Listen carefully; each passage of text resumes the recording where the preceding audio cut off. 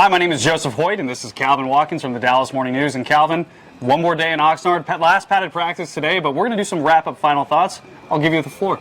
I'm not surprised that Micah Parsons did not do anything in camp. I was surprised that he did show up and did a holding all throughout camp. But I was surprised that he was here and wore his jersey around his neck and in his back pocket, all kinds of things.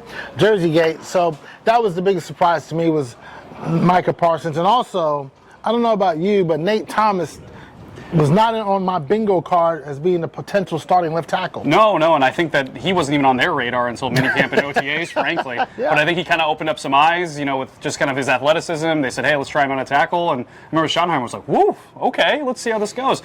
He might be your starting left tackle. Tyler Guyton obviously still working back from that scary knee injury that is going to be a little bit easier than people in terms of when he might come back. But week one's probably not expected. But so Nate Thomas, get ready because Philadelphia is coming. I think that's a huge surprise. Speaking of Micah Parsons, that has been the storyline that has hung over this entire training camp. We talked with Jerry Jones today, and Jerry was asked, hey, what's stopping you from talking to Micah? Nothing. Nothing. Why don't you talk to Micah? Again, he's under contract. Look, I think me and you've talked about this ad nauseum.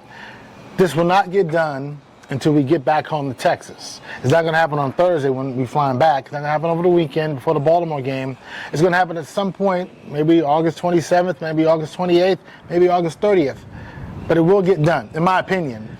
I don't know if you feel that way, but I don't know. I was going to say, I think, this might be the naive new reporter and the guy who's kind of been around the beat for a while, but I feel like things have gotten a little bit interesting. Dak Prescott talked about how, hey, it's just business, right? And, it's not personal. Business. Yeah. It's not business. I do feel like some egos might have been a little bit, rubbed the wrong way a little bit in this. I think their pride might be a little bit on the line, and I think right now nothing is stopping them from talking, and they're not. And I think there's a reason for it. You know what? We saw Micah today walking off the practice field, and I tried, hey, have teams reached out to the Cowboys to, say, hey, can we get a trade? Mouths closed. That's what he said. So I said, okay, have a good day. Yep, that's no comment in the old business, the old journalism business. Let's talk a little bit on the field, too. Yep. I asked Jerry Jones, if you look at the cornerback room right now, are you thinking about making any additions? And he said, it might be hard to make additions right now, at this point, but they're keeping a close eye on it. Calvin, I don't know about you. I'm fully expecting them to add someone to this room by the start of the season. I think they expect Trayvon Diggs to be added to the room probably in the third week. It wouldn't surprise me that Trayvon Diggs is practicing by the Bears game, which is week 3, I believe.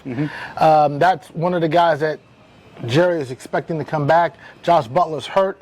He might come back as well. So I think the Cowboys, they missed 4 corners today in practice. Yeah. So of those 4 corners, maybe 2 of those 4 corners could be ready to go for the opener, and the third corner, which is Diggs, maybe mid-September. But also, Jerry said, there's no corners out there. They're just not sitting at 7-Eleven ready to play for the Cowboys. Yeah, or they haven't been cut yet. I think that's one thing, is they haven't been cut yet. They haven't hit the market. Obviously, 53-man rosters. They've done this before. They added Noah Igbenogany, via trade that time, but right at the 53-man cut down. I'm wondering if they make a move.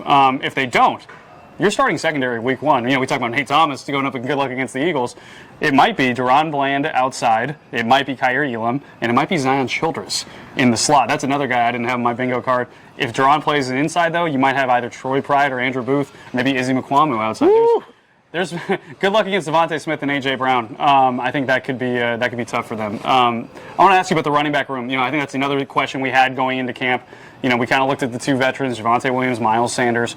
Has anything shaken your belief that maybe those 2 are the number 1 and number 2 running backs going into Philly?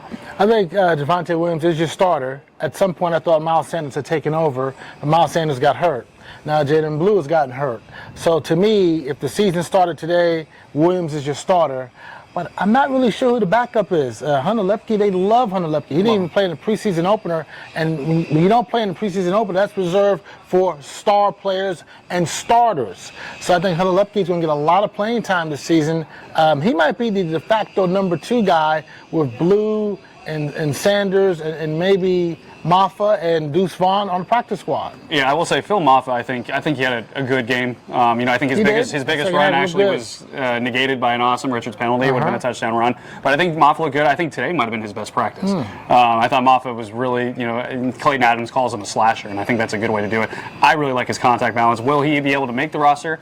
I don't know. I think there's going to be some tough calls in order to get this down to 53. You have to go heavy on the defensive line. I think so. Because you don't know about Micah. Because we asked Jerry about, do you expect Micah Parsons to be ready for week 1? And he kind of danced around it. He keeps saying he's under contract. Yeah. Okay, well, we'll see. I'm telling you, I think things just feel interesting to me. Again, maybe the naive reporter here, but that's it. Calvin, one more thing before we get out of here. I think anytime we have markers and times or transitions, they're going back to Oxnard, or going back to Frisco, tomorrow. I think it's kind of good to note, okay, how have our season projections maybe been altered? Have they changed? What are your feelings just on the overall season outlook right now that we've had a training camp here in Oxnard? Before training camp, I said 9 wins, and then during the midst of that beat down by the Rams in the preseason open, I was like, oh my goodness, they might win 6 games. But seriously, they're a 9-win team. The talent's just not there. They got a young coaching staff, a young head coach. I just don't see them making the playoffs. I don't see them winning more than 9. Yeah, I think anytime when we're talking about season outlook, we're looking at questions, right? And, every team has questions. It's a matter of how many questions do they have. And the more questions that stack up, the higher your concern rate goes. And I'll be honest, there were questions I had walking into training camp that were not answered, frankly, on this team. I'm with you that I think they're high-end talent still, and this is including Micah Parsons. Their high-end talent is still pretty elite. I still think Dak Prescott, when healthy, has proven that he's a guy that can have a lot of success. CeeDee Lamb is elite. Micah Parsons is elite. They've got some good talents in places, but some of the depth pieces, some of the positions that matter, like corner, like, defensive line, especially in the interior, can they stop the run, Calvin? That question feels like it just continues to get, deeper and deeper and more entrenched, ironically, in the trenches. I have concerns. I think 9, 10 wins, 8 wins, I think that's going to be a factor, and I think we'll find out who Brian Schottenheimer is this season in terms of a play caller, in terms of being a head coach. He told us today that, hey, I might be a better head coach than I was a play caller. We'll see. We'll see. Yeah. But you know what? There are 3 guys I liked in camp, and Maris Leofold has been outstanding. Yeah, great camp. Kerry Elam, he cut off a little bit, but he's had a good camp. And your boy George Pickens has had a solid camp. Those are 3 guys I really liked from camp. Well, how your friends always say, how do they look at in training camp? Well, there you go. Wait, what do they say? How do they look at training camp? On that note, hey, thank you so much for tuning in, reading, watching. We really appreciate it. For Calvin, I'm Joseph Hoyt. Take care, and we'll see you back in Frisco.